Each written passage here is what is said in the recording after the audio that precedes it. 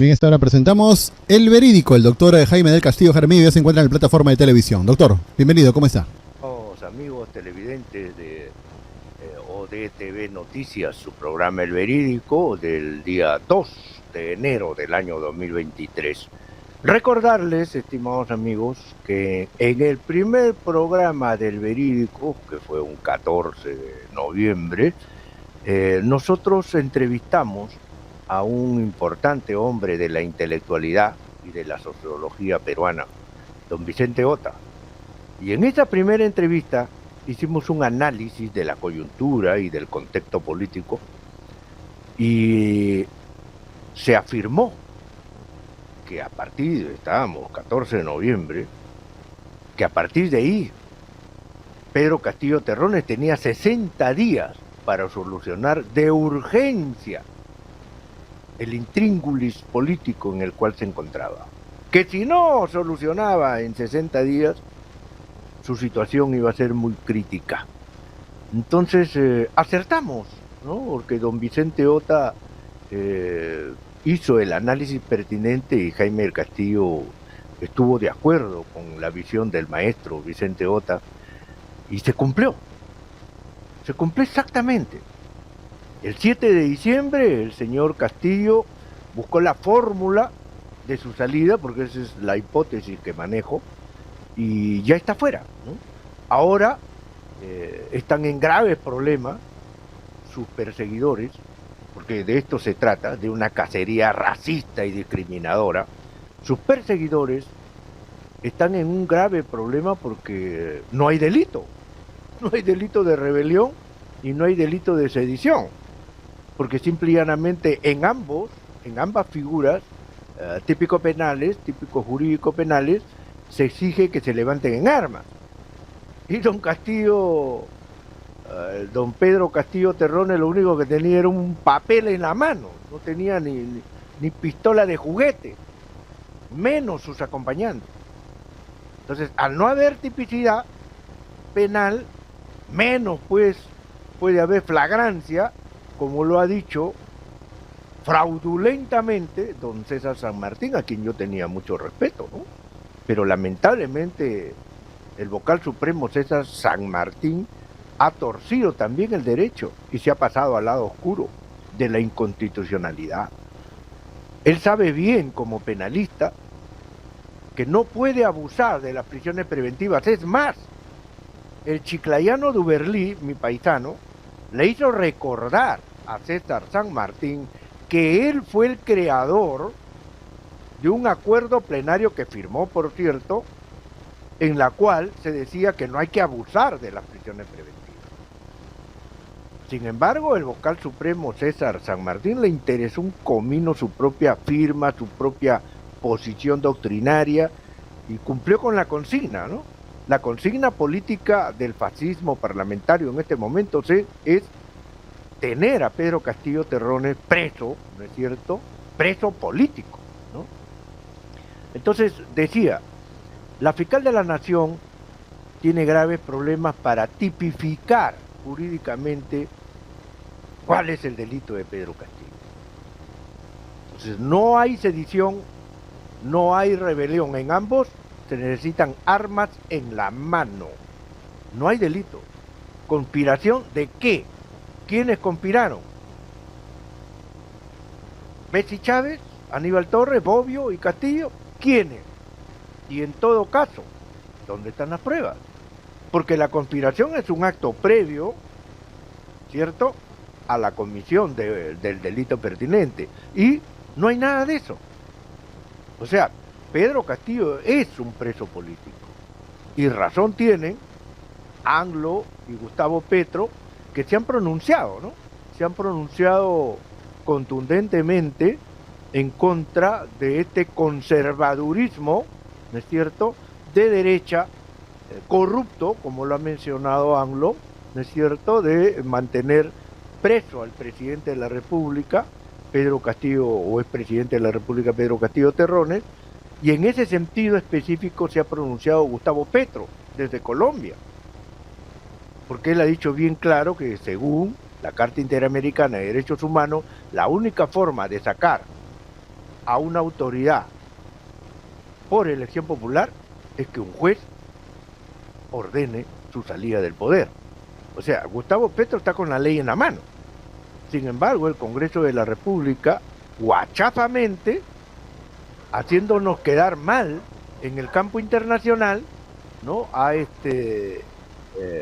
acordado oficialmente que se le diga al presidente Petro y al presidente Anglo que no opinen pues contra el Perú, cuando esto es un despropósito. Entonces es como decir, como negarse el derecho a la opinión, ¿no? Fíjense ustedes cómo opina Putin, Biden, Xi Jinping, Macron y los grandes líderes mundiales, cómo opinan uno contra otro normalmente y se contestan a través de la prensa internacional, y aquí no pasa nada, porque esto es la política en última instancia. Dialogar, conversar, polemizar, argumentar, razonar. Entonces nos encontramos en una situación de una dictadura sangrienta, pero guachafa a la vez, ¿no? O sea, es algo patético lo que está sucediendo en el Perú, ¿no? Están utilizando a una mujer que estuvo con Pedro Castillo por calles y plazas pregonando asamblea constituyente, cambio político, una serie de reivindicaciones sociales, ¿no? Y obviamente polemizando y peleando contra la derecha junto con Castillo. Sin embargo, esa misma mujer que ayer juraba y besaba las banderas de la izquierda, ahora escupe las banderas de la izquierda y se abraza y se besa con toda la derecha y la ultraderecha y con el fascismo. Inclusive ha tenido la barbaridad de querer sacar a las fuerzas policiales a las calles, ¿no es cierto? El día para mañana estaba previsto una supuesta marcha por la paz, ¿no? Donde iba a participar la policía marchando por las calles, ¿no? Lo cual es inconstitucional. Y como yo ya le he dicho desde el año pasado, estamos fuera de la Constitución, ¿no es cierto? Debido a estas actitudes ilegales del Parlamento que vacó al presidente express fuera de la Constitución, le quitó la inmunidad parlamentaria express fuera de la Constitución y una serie de actos más, sumado a en el cual Dina Boluarte quería sacar nuevamente a las fuerzas policiales a las calles en un acto de amedrentamiento. Sin embargo, la hicieron retroceder, ¿no es cierto? La hicieron retroceder y el mismo comando policial le ha dicho que las fuerzas policiales no van, o la fuerza policial no va a participar en marcha alguna por la paz, como corresponde. Entonces, estamos en una situación aguda y crítica, en un compás de espera, porque el 4 de enero está a la vuelta de la esquina. Y la tregua es hasta el 4 de enero. El gobierno ya está preocupado, ya está hablando de que hay preocupación por lo que pueda suceder, etcétera, ¿no? Y el diálogo de Dina Boluarte ha fracasado rotundamente. Se ha ido a Cusco y en el Cusco los cusqueños se han comportado de una manera viril y patriota, gritándole sus verdades a Dina Boluarte, ¿no? Le han dicho que es una dictadora, que es una asesina, que es una genocida, y prácticamente tuvo que salir corriendo Dina Boluarte, protegida, ¿no es cierto?, por su personal de seguridad. Aplausos para mis hermanos cusqueños que han sido consecuentes, ¿no es cierto?, con lo que ellos han pregonado. Entonces Dina Boluarte está desesperada por un respaldo popular, la veo que está yendo a la juramentación de los alcaldes, ha ido a juramentar con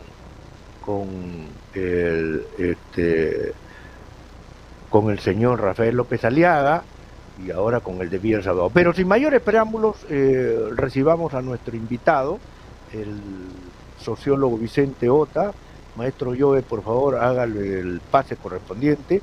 Ahí tenemos a nuestro invitado. Maestro Vicente Ota, muy buenas tardes. Ustedes deben recordar, a don Vicente Ota ha sido viceministro de Cultura en el área de política multicultural y es un hombre que un conocedor a profundidad de lo que es la sociología y los hechos de la política peruana. Don Vicente Ota, nos dijo usted que Pedro Castillo Terrones tenía 60 días de urgencia para solucionar su intríngulo y su caso político y lamentablemente no lo solucionó y dentro del término que usted fijó se fue Pedro Castillo Terrones. ¿Cuáles son sus impresiones, mi estimado don Vicente? Muy buenas tardes, mi estimado Jaime y toda la teleaudiencia. ¿Se escucha bien, no? Sí, ¿Se escucha bien? Sí. ¿Se escucha bien? Sí, sí lo escucho, sí. Ya. Bueno, yo creo que hemos pasado a un momento especial. Yo creo que estamos en un momento especial. Probablemente uno de los momentos más complicados y delicados del Perú en los últimos 30 años. Sí. Y lo lamentable, lo trágico, es que las élites políticas, la gente del Congreso, la propia gente que se ha aupado al poder con Dina Boluarte, no es consciente de eso. Creo que esto es una situación muy, muy grave y le voy a decir por qué. Creo que ya no estamos en la discusión, ¿no?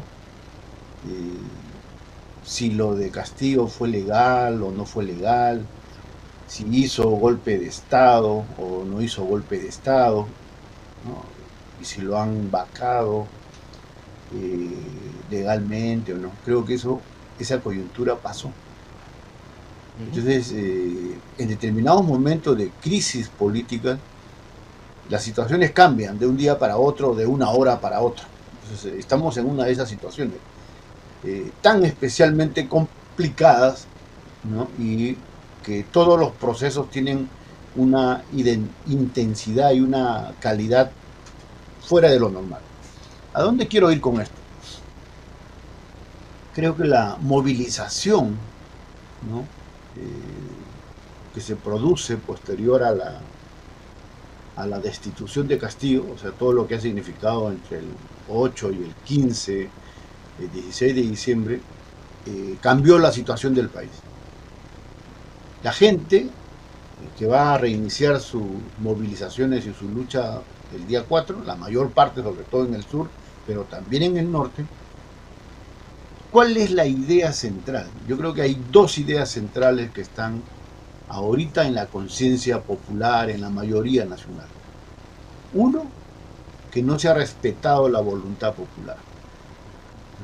Toda esa campaña, desde que gana las elecciones Castillo hasta que empieza el primer día de su gobierno, toda esa campaña para deslegitimarlo, obstruirlo y finalmente tratar de vacarlo, ha generado un descontento y una frustración en la mayoría nacional.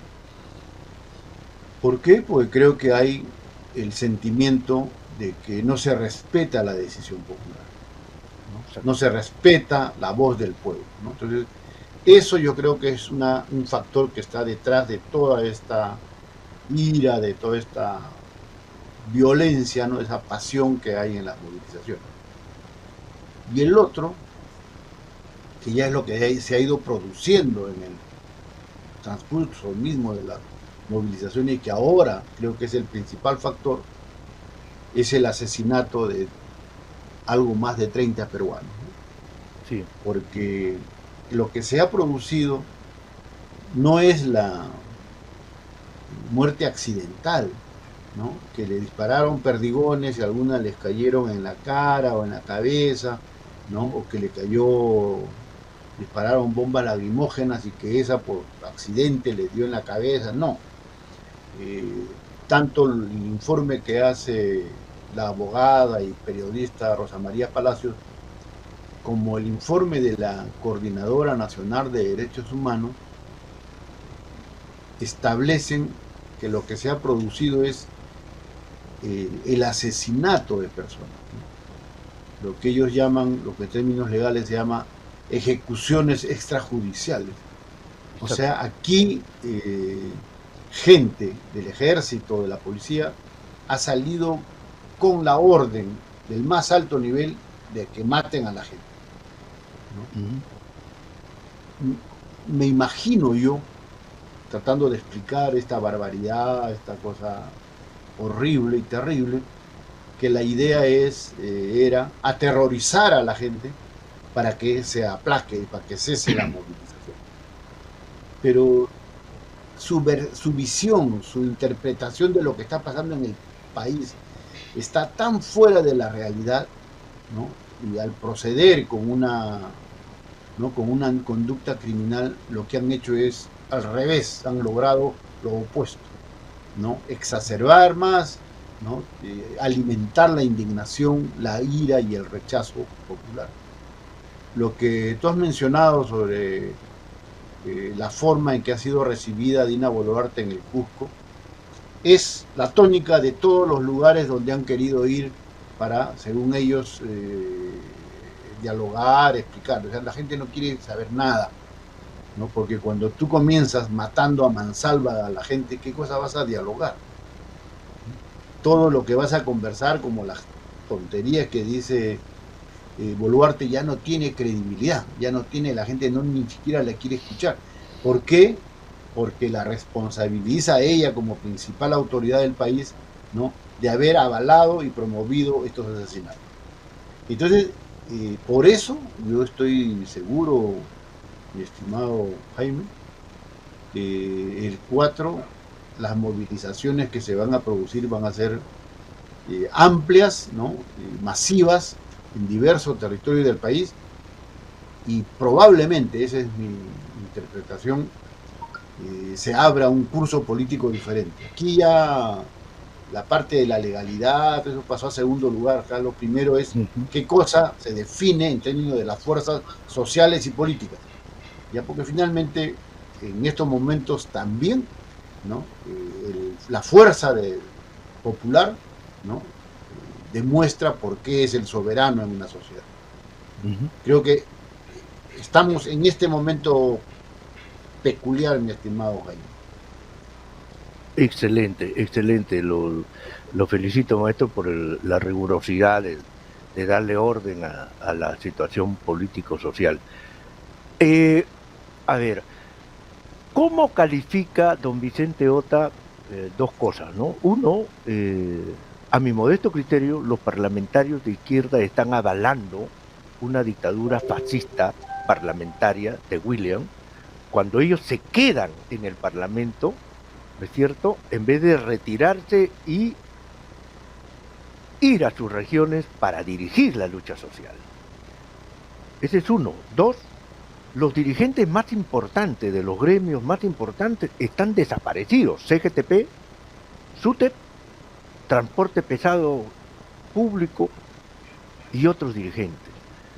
El pueblo prácticamente solo y sin líderes, como usted acaba de anunciar, va a ir a una amplia manifestación, de la cual concuerdo, pero esos tradicionales dirigentes del SUTE, de la CGTP, Transporte Público Pesado, están ausentes, o comprados por la derecha, o comprometidos con algo más nefasto aún. Entonces, y el otro tema es la duración. Un paro indefinido, recuerda usted, se tumbó al dictador militar Francisco Morales Bermúdez, convocado por la CGTP, el 19 de julio, creo que fue del 78, y se tumbó la dictadura militar. Fue un paro indefinido. Entonces, la duración de esta lucha, yo creo que la dictadura que estamos sufriendo en este momento, y tiene usted toda la razón, el tema legal pasa ya a un segundo plano. Esta dictadura creo que no se podría sostener con 4 o 6 semanas de paro indefinido.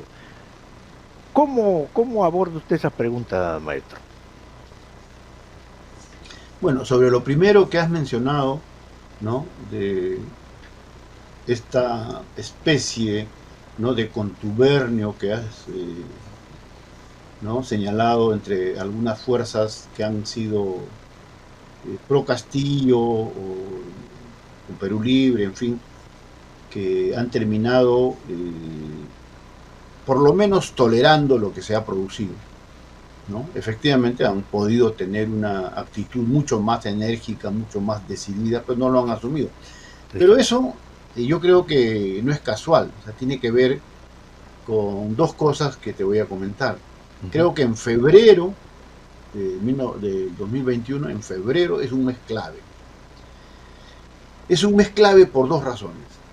La primera es porque se produce el acuerdo entre la bancada de Perú Libre y la bancada magisterial, un acuerdo con el fujimorismo y las fuerzas conservadoras, mafiosas, para tirarse abajo la lucha anticorrupción. O sea, hay un acuerdo en el Congreso, ¿no?, para que los procesos de investigación, de judicialización de la corrupción sean echados abajo. Cualquiera puede hacer un seguimiento de lo que se discute en los primeros 15 días de febrero, y para ver cómo ahí hay una serie de acuerdos que luego la lucha anticorrupción queda de lado. Y ahí lo pueden ver qué ha sucedido después. El segundo hecho, ¿ya?, y que tiene que ver, yo creo que es clave ese mes, ¿no?, tiene que ver con todo el debilitamiento final y el derrumbe de Castillo, tiene que ver con que la tercera semana, 2022, él tiene un encuentro con Hernando de Soto en Palacio de Gobierno.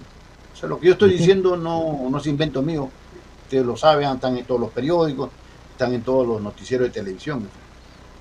Y en ese acuerdo, ¿ya?,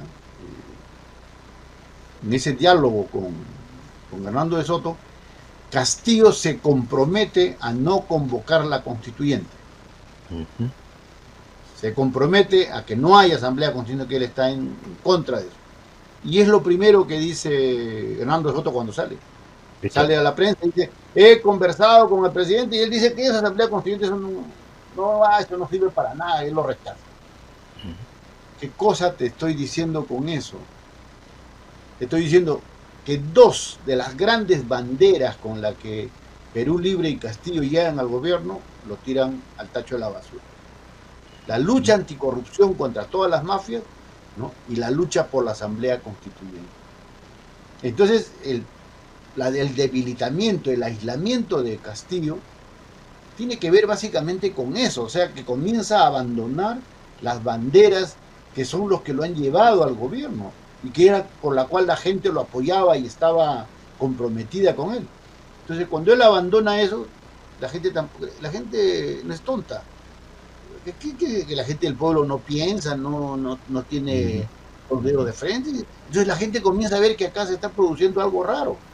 Y lo que se está produciendo es una manera de convivencia, de cogobierno de Castillo, ¿no?, con fuerzas corruptas, con fuerzas que se oponen y no quieren cambiar la Constitución, que están afirmadas y afiancadas en la Constitución.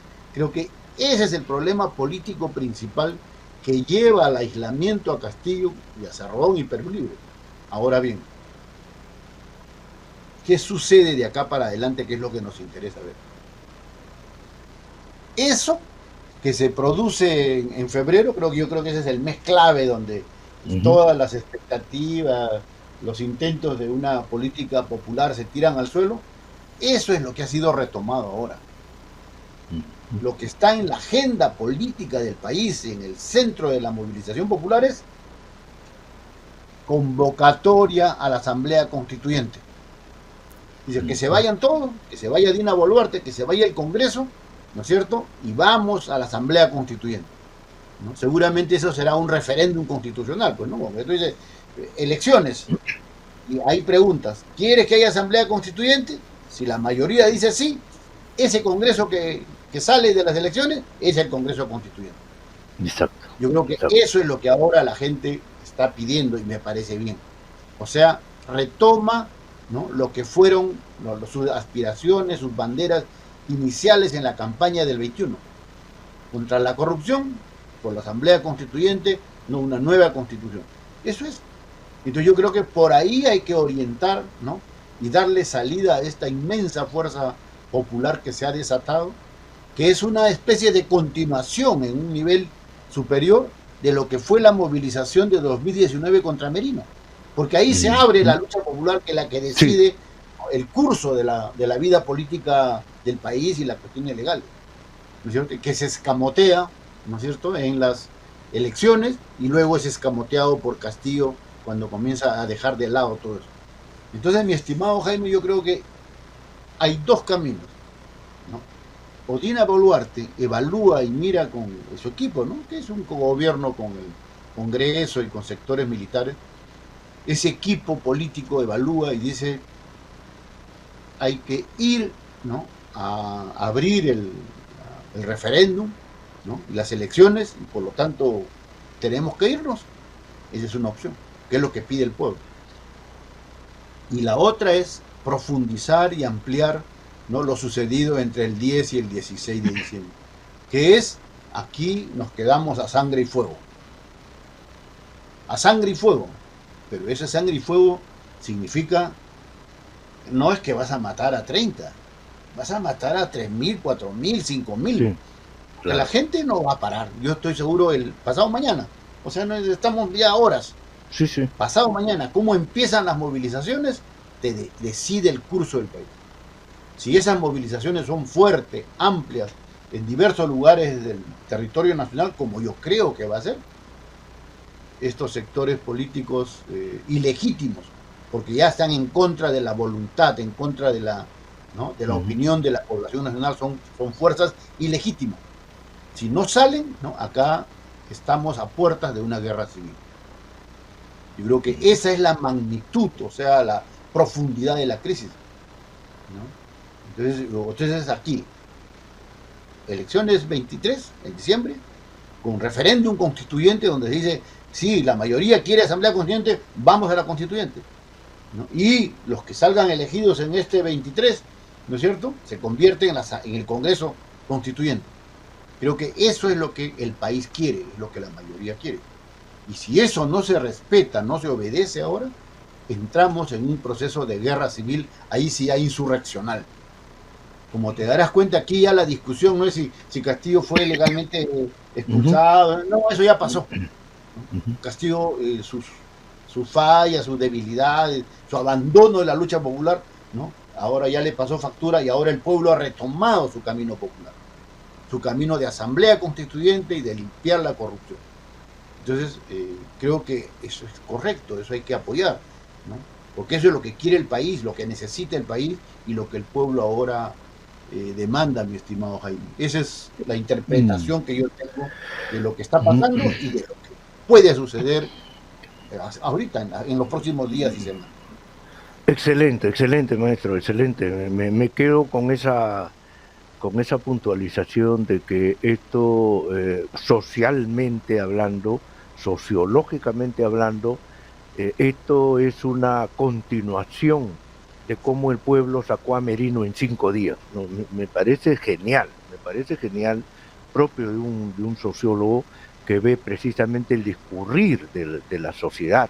Entonces, claro, con esa visión estamos empequeñeciendo y arrastrado, por cierto, tanto a los ampones políticos de Perú Libre como al mismo Pedro Castillo, que no estuvo a la altura de las circunstancias, ¿no? Eso ni vuelta que darle. Inclusive en otros medios de comunicación había hablado de que la guerra civil era algo que podía darse. Algunos dijeron, no, ¿cómo es posible? Pero confirma esta postura el maestro Vicente Ota.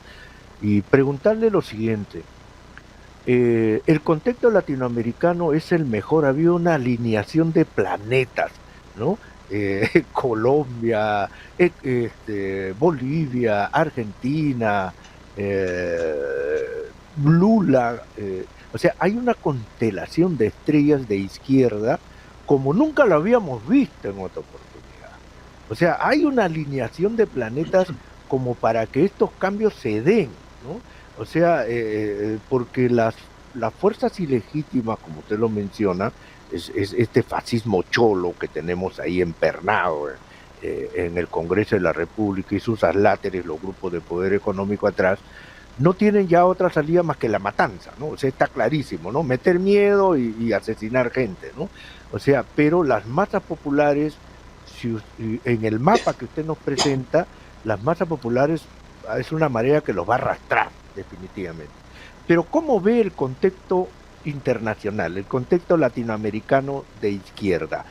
¿Qué papel le tocará jugar a ese contexto latinoamericano? Porque, ojo, 28 muertos ya es bastante, pero los que vengan más adelante sí va a escandalizar al contexto latinoamericano, en mi modesto criterio. ¿Cómo lo ve don Vicente Ota? Muy buena observación, estimado Jaime. Lo que pasa es que si uno mira en el tiempo, lo que se produjo entre 2008 y 2015, ¿no? Hasta 2016, 17, fue un avance de las fuerzas progresistas y de izquierda de América Latina. No te olvides que el año 2000 Hugo Chávez sube al poder, ¿no es cierto? Y de allí sube al poder Evo Morales, y de ahí sube al poder Rafael Correa, y se produce lo que tú has llamado un realineamiento de izquierda, ¿no? Es muy interesante. Ahí se forma UNASUR, ¿no? Hay el proyecto de los BRICS con Lula. Lula llega también en ese periodo al gobierno. Ese alineamiento de fuerzas de izquierda es combatido y destruido, ¿no?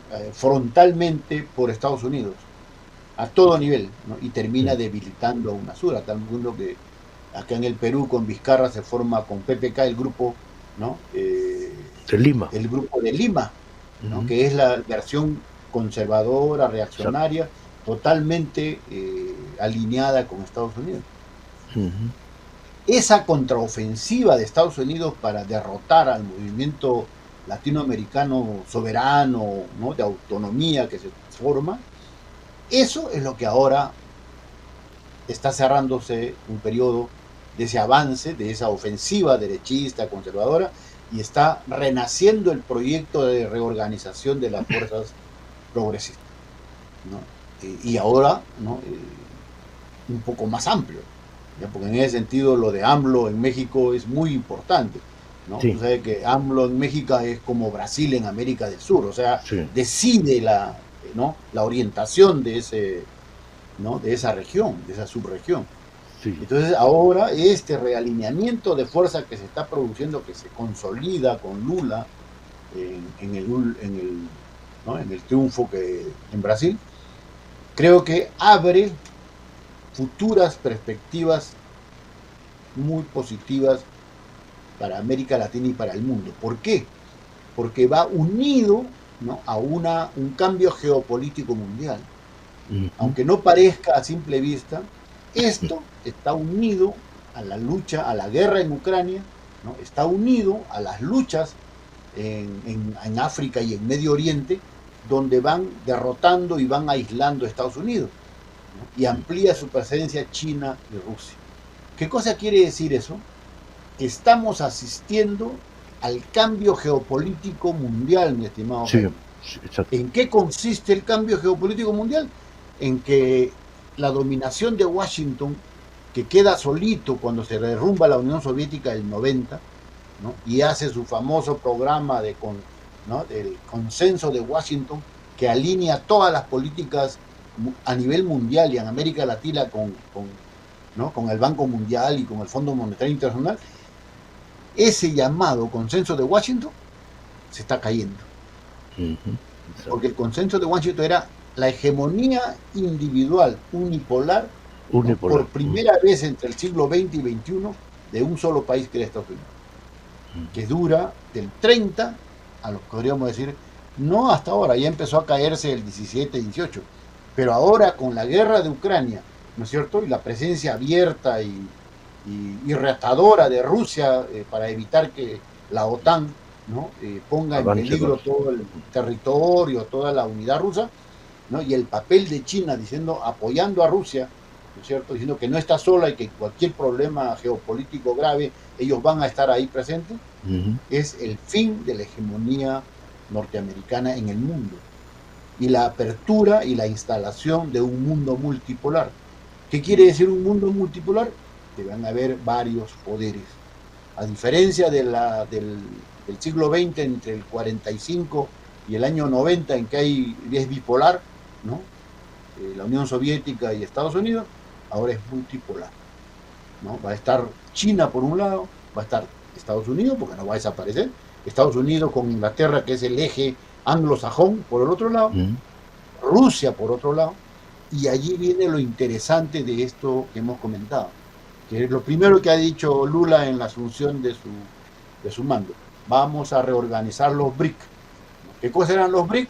No sé, un conjunto de países de desarrollo grande y mediano, ¿no? Que actúan como un bloque también. Entonces creo que lo que ha hecho la guerra de Ucrania, mi estimado Jaime, es acelerar, ¿no? La definición, la conformación de este mundo multipolar. Y por eso es un espacio positivo. Por eso que era tan importante UNASUR. ¿Por qué era importante UNASUR? Y por eso que hay que formarlo a la velocidad mayor posible. Porque en este espacio de poderes, de influencias, ¿no? mundiales, un país como el Perú, como Bolivia, ¿no? ni Brasil mismo, no tiene posibilidad de competir.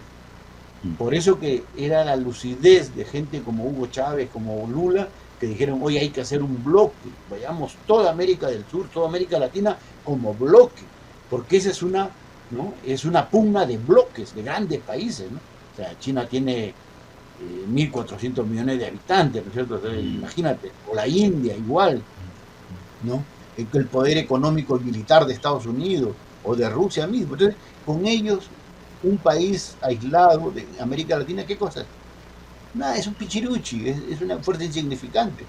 Entonces, la única manera donde tú tienes que, ¿no? para hacer respetar tus intereses, tus objetivos, tus derechos, es ir en bloque. Entonces, reunir 10, 12, 14 países era UNASUR. Entonces, va en bloque, ¿no? Entonces ya es otra cosa. Ahí eres una fuerza, ¿no? que negocia igual a igual con esos bloques. Bueno, esa es la perspectiva hacia donde tenemos que ir, mi estimado Jaime, y creo que vamos a avanzar. Son buenos los indicios, las señales que se han producido. Los vientos. Con este alineamiento de los países en los últimos años, ¿no? Perfecto. Considerando también de que China parece que va a imponer sus condiciones, parece que va a tomar Taiwán, parece que va a neutralizar a la India, parece que va a poner ciertos diques a Corea, a Japón, que también está haciendo sus reclamos, y eso nos interesa porque estamos hablando del Océano Pacífico Allende, ¿no es cierto? Y eso nos compromete por el tema del comercio, ¿no? Es más fácil comerciar con China y con Asia que comerciar con Europa, ¿no? O sea, eso es geopolíticamente hablando, tenemos que estar muy enterados de lo que está pasando ahí, y qué bueno que ha hecho una pintura de lo que estamos en este momento viendo y pasando, ¿no? Exactamente, estamos montados sobre el tigre que está caminando, ¿no? Caminando en una ruta inesperada, ¿no? Inesperada. Ahora, en lo que me preocupa, no sé, de repente estoy exagerando, lo que me preocupa, don Vicente, es que no tenemos líderes de talla, de peso, de madera, para poder, primero, saber conducir, ¿no? Al camino correcto, a toda esta confluencia social, a esta marejada popular que ya quiere definir su destino, porque eso es lo cierto, ¿no? El Perú se ha dado cuenta que tiene que definir su destino, o sea, no es necesario tener título profesional ni nada por el estilo, el pueblo peruano sabe que tiene que definir cosas, ya, de una vez, ¿no?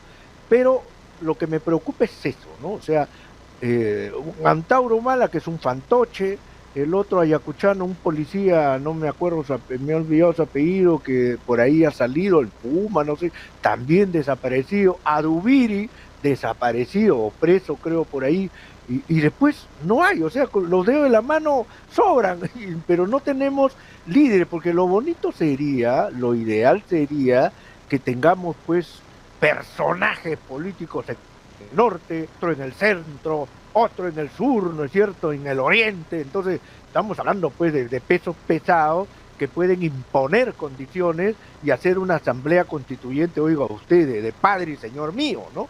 Pero esto es lo que a mí como que me fastidia, que no tengamos personajes. Pero también cuando se estudia ciencia política hay un término muy conocido, maestro, que dice no hay vacíos de poder, ¿no? No hay vacíos de poder, ¿no? Siempre va a ser llenado por alguien, ¿no es cierto? ¿Cómo ve usted eso? ¿Cómo ve el destino de esta lucha social sin líderes sociales, ¿no? Velasco Alvarado en los años 70, recuerda usted, y se adelantó a Hugo Chávez, y Hugo Chávez tomó como modelo a Velasco precisamente, cuando Velasco hace la reunión de los países y participa en la reunión de países no alineados. Ahí teníamos un canciller de lujo, me acuerdo de un militar muy bueno, que escribió libros de geopolítica, etcétera, etcétera, y hizo una muy buena labor internacional. Pero Mercado Jarrín. Edgardo Mercado Jarrín, maestro, gracias. Y me preocupa el plano nacional, me preocupa, hay mucho pitufo, ¿no? Hay mucho pitufo, hay muchos soldados, pero no hay generales, no hay mariscales, ¿no? Falta ahí un Napoleón Bonaparte, ¿no? Falta eso, ¿no? ¿Cómo ve eso, maestro? ¿Cómo lo enfoca? Lo primero que habría que decir, Jaime, es que esto que estamos viviendo no sucede en ningún país de América Latina. O sea, la desorganización, la dispersión, la desinstitucionalización, ¿no? La desaparición de las élites políticas y culturales. Lo que hay que hacer es preguntarse por qué. Un poco para entender, ¿no? Dónde están las causas y por dónde hay que irlas resolviendo. Y la causa está en que fue liquidado y exterminado entre el 80 y el 2000. Una parte fue liquidado por Sendero y otra parte fue liquidado por el Fujimorismo. La política desapareció con la guerra sucia y la violencia terrorista, ¿no? Que lo aplicó Sendero por un lado y desde el Estado por el lado de Fujimori. Esa es la magnitud de nuestra desgracia, ¿no es cierto? Porque mataron a dirigentes sindicales, políticos. Eso no se repone en 10, 20 años, porque son generaciones, pues, Jaime. Lo que aparece en el 70, el 80, con Izquierda Unida y luego Barrantes, es una cosa que viene desde finales del 50. Sí, ¿no? Y empieza a madurar en el 60 y en el 70 ya cristaliza. Florece. Eso es lo que toma. ¿No es cierto? Ahora estamos en un momento donde recién se está produciendo esa renovación. Entonces hay que verlo en esos términos. En segundo lugar, grandes luchas, grandes acontecimientos permiten pues la emergencia de nuevos líderes, de nuevos personajes. Sí. Porque es finalmente en esa lucha, en esos momentos difíciles, donde se prueban, como tú has señalado, ¿no? Las personas, ¿no? Los niveles que hay. Efectivamente, con todo lo que te he mencionado, está pues predominan, como tú dices, los pitufos y los pitucos, pero faltan todavía los líderes populares. Pero esos saldrán ahora, irán saliendo en este proceso, ¿no? Y hay que estar atentos para hacer otra cosa, que es lo que hubo el 80 y que ya no hay ahora, ¿no? No solamente líderes, sino organizaciones, ¿no? Partidos, gremios, federaciones, frente, coalición, Izquierda Unida, ¿no? ARI, ¿no? La confluencia de fuerzas diferentes, ¿no? Y de dirigentes también diferentes, unidos. Entonces, a esa etapa tenemos que ir. Y yo creo que vamos a avanzar, Jaime. No hay que ser tan escépticos, tan pesimistas. Tan pesimistas. ¿No? El optimismo del futuro. Vamos a ir surgiendo. Por ahora, como decía mi abuelito Jaime, estos son los bueyes que hay. Con eso hay que arar. Ahí aparecerán mejores bueyes, eso con seguridad. Yo diría eso, estimado Jaime. Bien, interesantísimo cómo explica la antipolítica, ¿no? Creo que Iván de Gregori escribió precisamente sobre la antipolítica, ¿no? A ver, el otro tema, espero no cansarlo, la ideología. don Vicente, se hace necesario, no es una cuestión teórica, se hace necesario regresar a las empresas públicas. El Perú necesita empresas públicas para poder impulsar desarrollo y para poder contrabalancear las brechas sociales de que tanto le gusta hablar al neoliberalismo, ¿no es cierto? Entonces hay bastante, no solamente un Perú, hay varios Perú que hay que empezar a unirlos, a tejerlos, y creo que las empresas públicas van a servir mucho.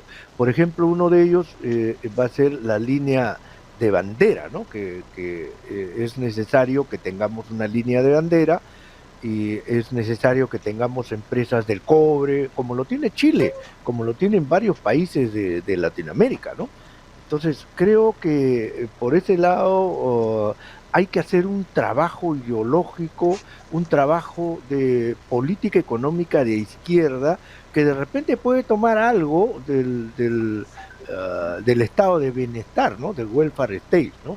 Entonces, la última pregunta ya, maestro, al respecto, porque sé que está con su tiempo limitado. ¿Qué le parece eso, mi estimado? Bueno, has tocado uno de los temas claves, Jaime, pero yo lo miraría de una manera más de mayor alcance y de mayor profundidad. Igual como en este debate que hay sobre qué constitución debe haber, algunos dicen que vuelva al 79, ¿no? Otros dicen que se reforme esta. No sé si puedes, mira este libro, mi estimado Jaime. ¿Ves este libro? Claro, Estado pluricultural. Ajá. Estado pluricultural. Entonces, en mi opinión, en la opinión del grupo que esto hace poco hemos editado, hace 6-7 meses, este es el debate central. Este es el debate central. ¿A qué me refiero? ¿Qué tipo de Estado necesitamos? Porque tú has dicho, podríamos tener ¿no? empresas públicas, podríamos tener una línea de bandera a nivel aéreo, a nivel marítimo. Esta es la discusión. ¿Qué tipo de Estado requieres? Claro. ¿No? Entonces, en mi opinión, el Estado que surja de esta discusión de la Asamblea Constituyente, en fin, tiene que ser un Estado pluricultural, plurinacional. Tú mismo también lo has dicho. Acá hay diferentes sectores, diferentes tradiciones culturales, sociales, ¿no? Ya. Un Estado para que los represente a todo ese Perú diverso, como diría Argueda, de toda la sangre, tiene que ser plurinacional o pluricultural. Entonces, ese es el debate central. Este es el debate de fondo. Gracias, maestro. Y ahí está todo lo que tú has mencionado. ¿Ya? ¿Qué cosa es lo nacional? ¿Cómo en un Perú donde hay diversidad de pueblos, diversidad de idiomas, diversidad de costumbres? ¿Qué cosa sería un Estado nacional? No puede ser un Estado que solamente habla castellano, pues. Exacto. Que solamente educa en castellano, que solamente hace justicia en castellano. Cuando los pueblos de la selva hablan otros idiomas, cuando va un juez o un abogado, habla cualquier cosa, no entiende nada. Exacto. Ni uno ni otro se entienden. Si habla del indígena, el juez tampoco entiende nada. O el maestro que va y a la guerra quiere meterles castellano a chicotazos. Exacto. Entonces, eso quiere decir que este Estado que tenemos es un Estado fallido, es un Estado de espalda a nuestra realidad. Exacto. Entonces, muy bien. ¿Quién sabe? Una siguiente reunión podemos conversar sobre ese tema, Asamblea Constituyente y el tipo de Estado que necesitamos. De todas maneras, maestro, de todas maneras. Ahora, Jaime, maestro, tú me dices dónde te lo hago llegar para que lo puedas conocer, para que lo puedas revisar. No, maestro, de todas maneras, yo le mando la dirección. Muchas gracias, maestro Vicente Ota, por su participación. Ha sido esclarecedor, sustantivo su aporte, y hasta una próxima oportunidad, maestro. Muchas gracias por... Claro que sí, Jaime, con todo gusto. Un gusto. Okay. Saludos, buenas noches, bien. Feliz año. Feliz año. Igualmente. Un mejor año para el Perú, de luchas y victorias para nuestro país. Perfecto, listo. Entonces estuvo con nosotros, pues, el maestro Vicente Ota, que tal lucidez del maestro, ideas clarísimas, sobre todo el profesionalismo para darle orden y lógica, ¿no es cierto?, aderezado con historia, ¿no? Alimentado con hechos sociales importantes y relevantes y te marca pues un panorama correcto, ¿no? Lúcido y colorido, ¿no? Visible y entendible de lo que el Perú está pasando. Y eso es lo cierto. Vamos a invitar en otra oportunidad, ojalá sea el próximo programa, voy a coordinar con el maestro Vicente Ota para tratar el tema de fondo, porque mucho se está hablando de la Asamblea Constituyente y que vayamos a una Asamblea Constituyente, pero el tema central en una Asamblea Constituyente es lo que acaba de decir nuestro entrevistado, ¿no? ¿Qué clase de Estado queremos? Eso es lo fundamental.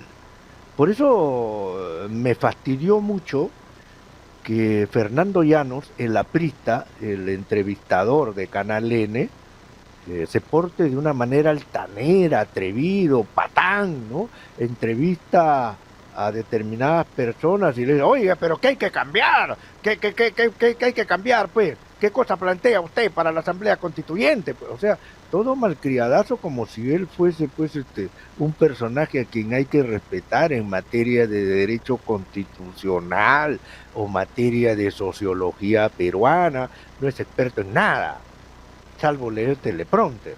Entonces, cuando tratemos los temas de fondo, como Asamblea Constituyente, plan económico, el plan regional, descentralización, etcétera, etcétera, hay que conversar con gente que conoce. Entonces, a mí, en lo personal, no me gusta perder el tiempo con entrevistados que no tienen el peso, ni la profundidad, ni la proyección para que sirva a ustedes a tener una mejor concepción y visión de lo que está pasando. Entonces vamos a entrar en los próximos programas, voy a coordinar para hablar ya sobre la Asamblea Constituyente. Creo que al próximo programa, el próximo lunes, que espero que no se lo pierdan, y les agradezco su presencia, estimados amigos, su audiencia, estimados televidentes, yo creo que ya van a haber novedades, ¿no? Van a haber novedades, muchas, porque coincido con el maestro Vicente Ota en el sentido que el pueblo peruano sabe que se juega su destino. Por más que Canal N y toda la prensa grande nos trate de engañar, ¿no? Pasando imágenes de que el Perú todo está lindo, la gente no quiere cambio, la gente está yendo a las playas, está disfrutando, está bailando, bebiendo, comiendo, y aquí no pasa nada. No es así, no es así. El Perú como cuerpo social, como cuerpo político, como cuerpo cultural, sabe que este es un momento crítico y es un momento de decisiones. Entonces, lo que habíamos conversado con nuestra entrevistada en el sentido de que las fuerzas vivas del Perú son las que nos están llevando a la Asamblea Constituyente. No hay voceros políticos partidarios y eso es bueno, porque no tenemos mentirosos al frente. Porque ¿qué es un partido político? Lo he dicho siempre. Un partido político es una organización criminal, es una organización mafiosa para delinquir. Siempre lo he dicho. Y en estas luchas sociales que van a empezar a partir del 4 de enero, o sea, dentro de unas horas, vamos a ver a dirigentes de verdad, dirigentes populares, dirigentes sociales, dirigentes gremiales de verdad, que no están vinculados a la mafia de los partidos políticos. Es más, los partidos políticos rechazan vincularse a estas luchas sociales porque a ellos no les conviene.